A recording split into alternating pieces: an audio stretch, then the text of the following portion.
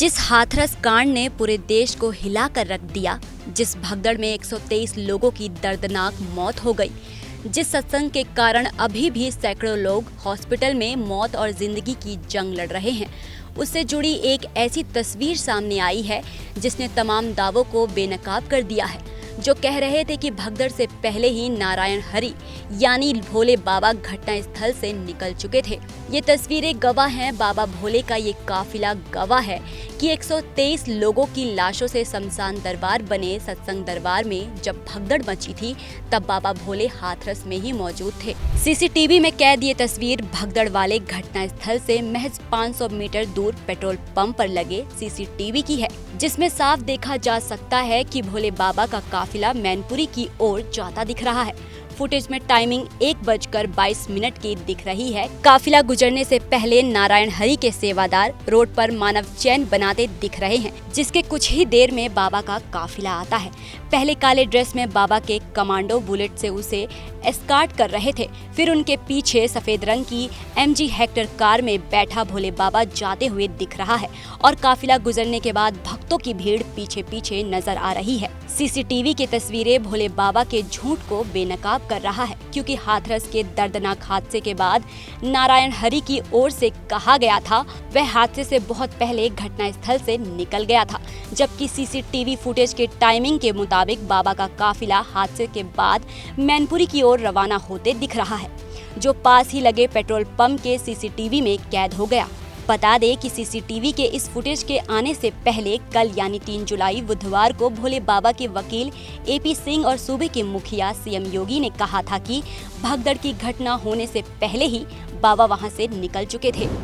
जिस तरह से कुछ एंटी सोशल एलिमेंट्स ने सोची समझी साजिश और षड्यंत्र के तहत जब नारायण साकार हरि मंच से प्रवचन के बाद चले गए, उसके बाद एक साजिश के तहत षड्यंत्र जो भगदड़ मचाई गई है उसकी जांच हो रही है। अच्छी तरह जांच हो। हम उत्तर प्रदेश पुलिस की जांच, SIT जांच, सरकार पर पूरा तरह से धन्यवाद करते हैं कि वो अच्छी तरह से जांच कर रहे हैं। जब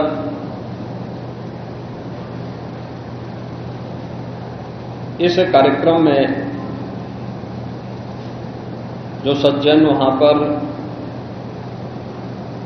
अपना उपदेश देने के लिए आए थे, उनका कार्यक्रम या उनकी कथा संपन्न हुई तो कथावाचक के मंच से उतरने के बाद GT रोड में जैसे ही उनका काफिला आया था तो उन्हें छूने के लिए जब महिलाओं का एक दल उधर बढ़ा तो उनके पीछे पीछे भीड़ गई और इसी के बाद वे एक दूसरे के ऊपर चढ़ते गए। सेवादार भी लोगों को धक्का देते रहे, जिसके कारण दोनों ओर GT रोड के दोनों ओर और GT रोड के अंदर भी ये सब हादसा वहां पर होता हुआ दिखाई दिया।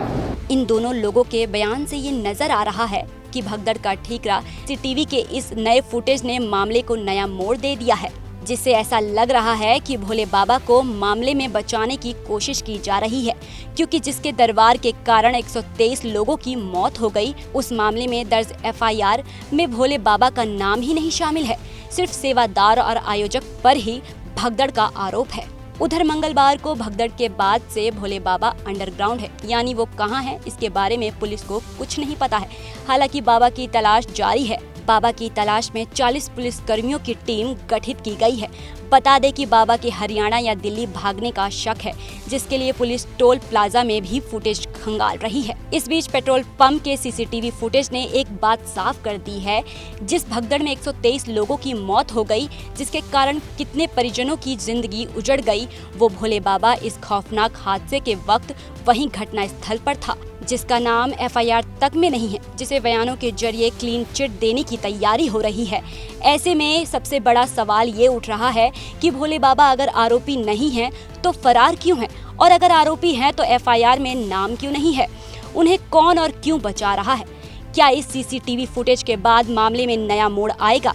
इस घटना पर आपकी क्या प्रतिक्रिया है, हमें कमेंट करके बताएं और देश दुनिया की तमाम बड़ी खबरों के लिए देखते रहिए एबीपी लाइव।